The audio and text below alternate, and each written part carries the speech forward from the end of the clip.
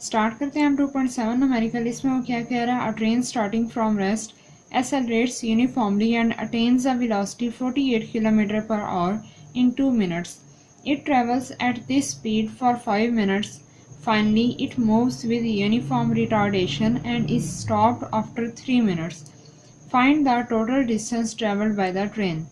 क्या कह रहा है वो, एक ट्रेन है जो कि रेस्ट से चलना स्टार्ट हुई है। देखें यहाँ पे मैंने एक फिगर ड्रॉ की है, इससे आपको समझना ज़्यादा आसान होगा। एक ट्रेन है जिसने रेस्ट से मूव करना शुरू किया और आपको पता है जब भी बॉडी रेस्ट से चलना स्टार्ट होती है तो इट मीन्स उसकी जो वेलोसिटी होती है वहाँ पे इनिशियल वो क्या होती है, 0 होती है। तो यहाँ पे हम लिख लेते हैं कि वी आई हमारे पास क्या होगी, 0 मीटर पर सेकेंड होगी। अब ये कह रहा है कि वो एक्सेलरेट कर रही है यूनिफॉर्मली और अटेन कर रही है वेलोसिटी 48 किलोमीटर पर आवर इन 2 मिनट्स। 2 मिनट तक वो चली है और 2 मिनट्स के बाद उसकी जो वेलोसिटी है वो कितनी होगी, है 48 kilometre per hour. It means अगर ये वी आई है तो ये हमारे पास होगी वी एफ।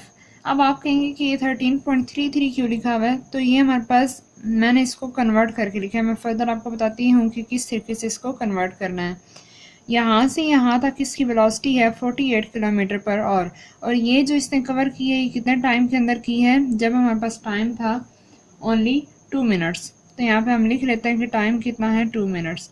इसके बाद वो ये कह रहा है it travels at this speed for 5 minutes. अब वो इसी स्पीड के साथ फर्दर 5 मिनट्स तक आगे जो मूव हुई है तो ये हमारे पास होगा 5 मिनट।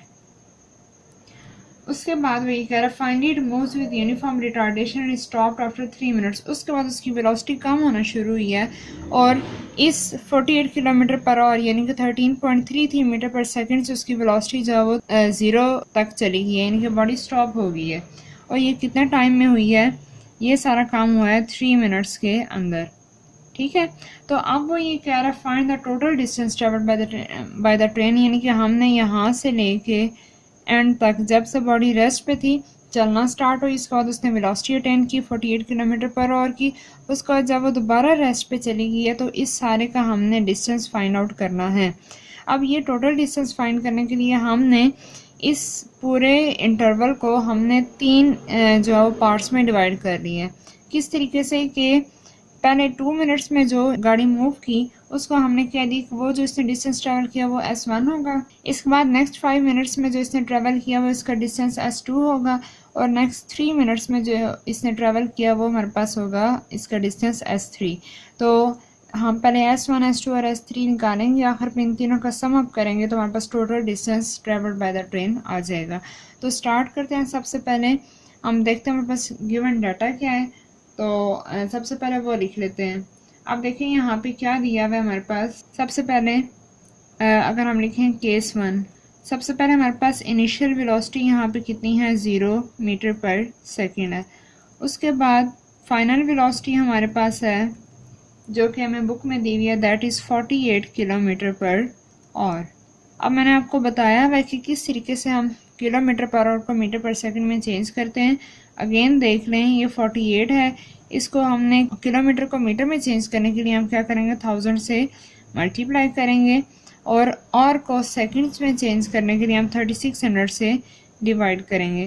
तो जब हम ये करते हैं तो हमारे पास जो आंसर आता है दैट इज़ 13.33 मीटर पर सेकेंड, यानी कि ये हमारे पास आ जाती है VF की वैल्यू। अब जो है वो हमारे पास फर्स्ट इंटरवल के लिए जो टाइम दिया हुआ है हम इसको कह लेते हैं ये T1 है और ये हमारे पास है 2 मिनट। अब आपको पता है कि 1 मिनट में 60 सेकंड्स होते हैं, तो 2 मिनट्स को सेकंड्स में चेंज करने के लिए हम क्या करेंगे, 2 मल्टीप्लाई विद 60 करेंगे तो ये हमारे पास आंसर आ जाएगा 120 सेकंड। ठीक है, ये हमने यहाँ पे कन्वर्ट कर लिया टाइम को भी। अब जो है वो हमने फाइंड आउट करना है डिस्टेंस 1 फॉर फर्स्ट इंटरवल। तो सबसे पहले हम क्या करेंगे, इसमें हमारे पास जो बॉडी है वो यूनिफॉर्मली एक्सेलरेट कर रही है। इट मीन्स यहाँ पे हमारे पास जो फार्मूला लगेगा that is S1 equal to V multiply T, और V भी यहाँ पे कौन सी यूज़ होगी, हमारे पास एवरेज वेलोसिटी यूज़ होगी। एवरेज आपको पता है हम किस तरीके से निकालते हैं, VF प्लस VI बाय 2 और मल्टीप्लाई T, और ये हम किसके लिए कर रहे हैं, S1 के लिए। अब टाइम 1 है तो इसको हम T1 कह देते हैं। अब सिंपली हमने यहाँ पे क्या करनी है, वैल्यूज पुट करनी है। तो वी एफ की हमारे पास वैल्यू है जो हमने निकाली है 13.33 प्लस वी आई हमारे पास 0 है, और इस सारे को हमने डिवाइड करना है 2 के साथ और मल्टीप्लाई कर देना है 120 के साथ। तो जब हम इस तरीके से करेंगे तो हमारे पास S1 आ जाएगा। मैं करती हूँ यहाँ पे कैलकुलेटर पे आपके सामने, तो आपको अच्छे से समझ आएगी। 13.33 प्लस 0 तो करने की ज़रूरत नहीं है, डिवाइड करते हैं 2 के साथ, तो ये हमारे पास आ रहा है 6.665। अब इसको मल्टीप्लाई करते हैं 120 के साथ, तो ये हमारे पास आंसर आ रहा है 799.8 मीटर। अब ये हमारे पास राउंड ऑफ करेंगे तो ये इक्वल आ जाएगा 800 मीटर के। ठीक है, तो ये हमारे पास आ जाएगा S1।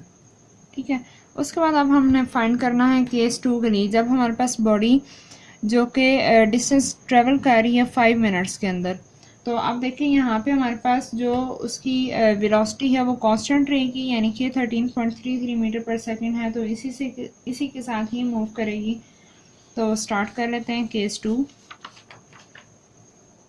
स्टार्ट करते हैं हम केस 2। इसमें क्या है, अब हमारे पास जो वेलोसिटी है वो सिर्फ एक ही है, यहाँ पे इनिशियल फाइनल की बात नहीं हो रही। ठीक है, ये देखें, अब इसी वेलोसिटी के साथ ही बॉडी आगे मूव कर रही है, यानी कि यहाँ पे हमारे पास दोनों वेलोसिटी सेम ही है, तो एक ही वेलोसिटी है, दैट इज़ v। तो v हमारे पास है यहाँ पे 13.33 मीटर पर सेकेंड है। ठीक है, इसके बाद जो हमारे पास टाइम है दूसरे इंटरवल के लिए टाइम t2 है, और ये हमारे पास दिया हुआ 5 मिनट्स। तो 5 को भी हमने चेंज कर लेना है किसके अंदर, तो जब हम इसको चेंज करेंगे तो ये क्या आएगा 5 × 60, दैट इज़ 300 सेकेंड। ठीक है, ये हमारे पास आ जाएगा t2। अब हमने फाइंड करना है डिस्टेंस विच इज़ S2। तो S2 के लिए हम क्या करेंगे, कौन सा फार्मूला यूज़ करेंगे, S2 equal to V × T2। तो V हमारे पास है 13.33 मल्टीप्लाई T2 है हमारे पास 300। तो जब हम इसको मल्टीप्लाई करेंगे, यहाँ पे कर लेते हैं 13.33, तो ये हमारे पास आ रहा है 3999 मीटर। तो ये हमारे पास अप्रोक्सीमेटली आ जाएगा 4000 मीटर के। ठीक है, ये हमारे पास आ जाएगा डिस्टेंस 2। उसके बाद अब हमने फाइंड करना है लास्ट केस जो कि है S3 हमारे पास।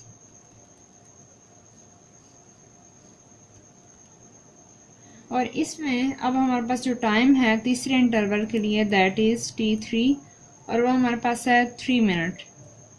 तो 3 मिनट को अगर हम सेकंड्स में चेंज करें तो ये हमारे पास आ जाएगा 3 × 60 which is equal to 180 second.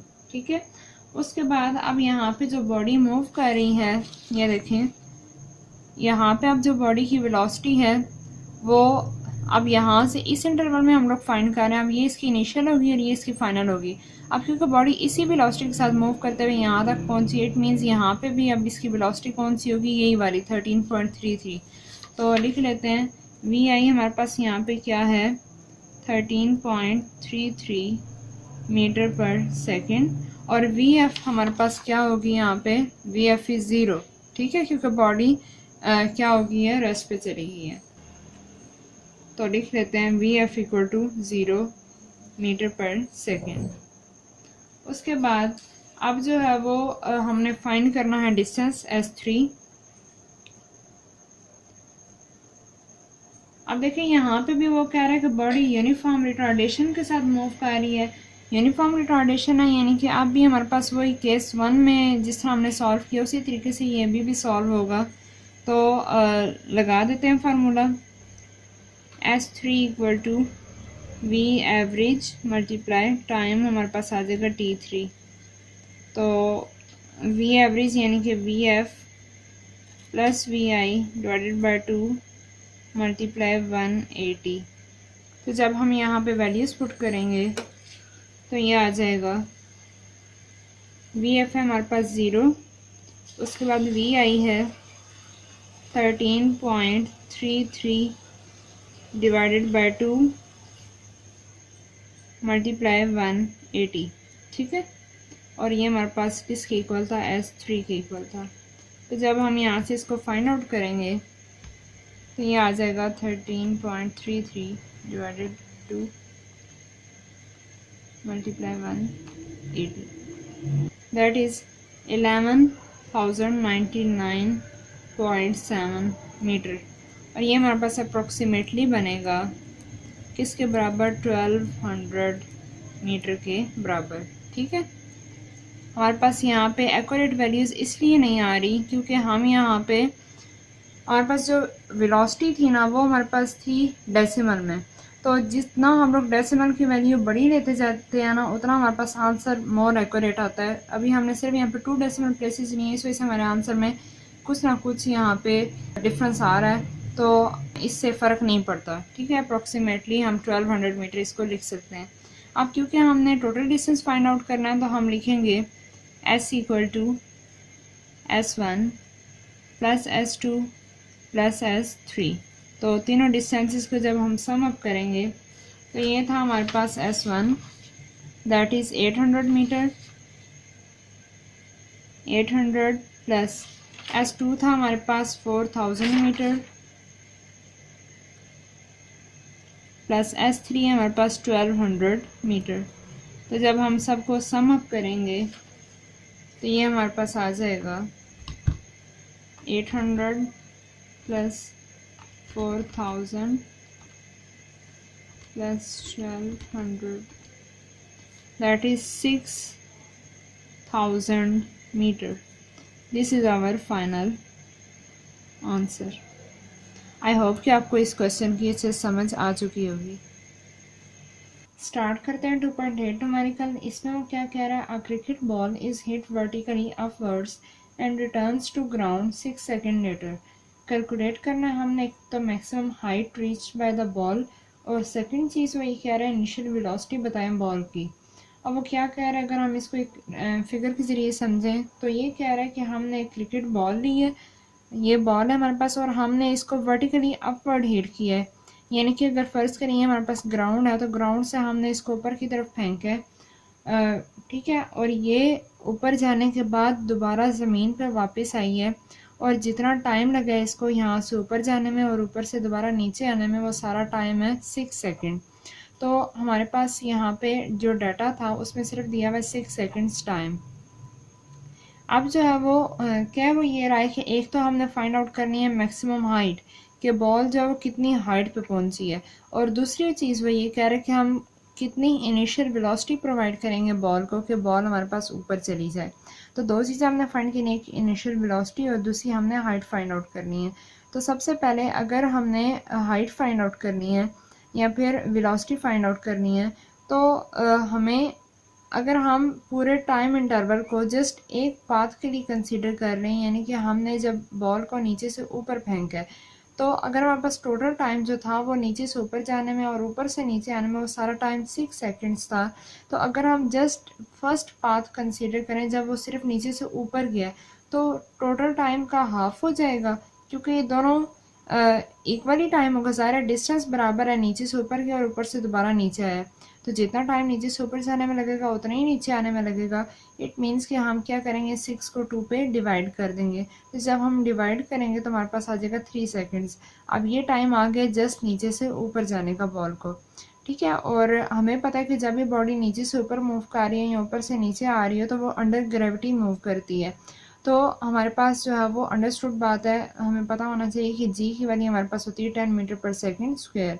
तो अब हमने जो दो चीज़ें फाइंड आउट करनी है, एक हमारे पास होगी हाइट और दूसरी चीज़ है इनिशियल वेलोसिटी। तो सबसे पहले हम देख लेते हैं कि हम इनिशियल वेलोसिटी किस तरीके से फाइंड आउट करें। अब हमारे पास 3 इक्वेशंस ऑफ मोशन है, तो क्या थी वो, सबसे पहले हमारे पास इक्वेशन थी Vf equal to Vi plus GT, ठीक। उसके बाद सेकंड इक्वेशन ऑफ मोशन है S equal to VIT plus 1/2 AT का स्क्वायर, A यानी कि GT का स्क्वायर। उसके बाद जो थर्ड थी वो थी 2GS इक्वल टू VF का स्क्वायर माइनस VI का स्क्वायर। अब देखें, अगर हम जो है वो हमने इनिशियल वेलोसिटी फाइंड आउट करनी है तो यहाँ पे हमारे पास वी एफ़ है। वी एफ़ आपको अगर याद करें, हमने इस तरह के एक और न्यूमेरिकल पीछे डिस्कस किया था और उस पर हमने कहा था कि जब बॉल नीचे से ऊपर जाएगी तो ऊपर जाकर कुछ देर के लिए फॉर फ्यू सेकंड्स रुकती है। तो हमारे पास बेशक डाटा में नहीं है गिवन फाइनल वेलोसिटी, लेकिन हम लोग एज्यूम ये करेंगे कि हमारे पास वी एफ जो 0 मीटर पर सेकेंड है। तो वी एफ हमारे पास गिवन है, वी आई फाइंड करनी है, जी की वैल्यू भी हमें पता है और टाइम भी पता है। इट मीन्स कि हम यहाँ से वी आई की वैल्यू फाइंड आउट कर सकते हैं। तो इस वजह से हमने यहाँ पे लिखी है फर्स्ट इक्वेशन ऑफ मोशन। तो वी एफ की वैल्यू पुट की है जो कि थी 0, V I as it is. G की वैल्यू अब -10 क्यों ली है? क्योंकि हम बॉल को नीचे से ऊपर फेंक रहे हैं और जब भी कोई बॉडी नीचे से ऊपर मूव करती है तो वो अगेंस्ट ग्रेविटी मूव करती है और जब भी अगेंस्ट ग्रेविटी मूव करेगी तो उसकी वैल्यू हमेशा नेगेटिव में आएगी। तो इस वजह से यहाँ पे हमने -10 यूज़ किया है। उसके बाद टाइम हमने पुट कर दिया 3, तो 10 3 सारे हमारे पास यहाँ पे 30 आ जाएगा और ये 0 है। V I as it is. अब वी आई इधर ही रहेगा, ये इधर माइनस हो रहा है 30, तो इक्वल टू के जब इधर आएगा तो ये प्लस का हो जाएगा। तो हमारे पास जो फाइनल आंसर आएगा वो आएगा V I equal to 30 meter पर सेकेंड। अब हमारे पास इनिशियल वेलोसिटी निकल आई। अब हमने फाइंड करनी है मैक्सिमम हाइट, यानी कि डिस्टेंस फाइंड आउट करना है।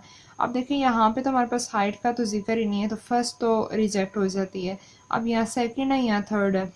सेकंड में देखिए हमारे पास वी आई पहले नहीं थी, अब आ चुकी है। उसके बाद टाइम भी हमारे पास गिवन है, जी की वैल्यू भी हमें पता है, अगेन टाइम भी गिवन है, मतलब सेकंड हम यूज़ कर सकते हैं। और जो थर्ड है इसमें भी जी की वैल्यू भी हमें पता है, डिस्टेंस हमने फाइंड आउट करना है, वी एफ भी पता है और वी आई भी पता है। तो इट मीन्स हम यहाँ से इन दोनों में से कोई सी भी एक इक्वेशन यूज़ कर सकते हैं।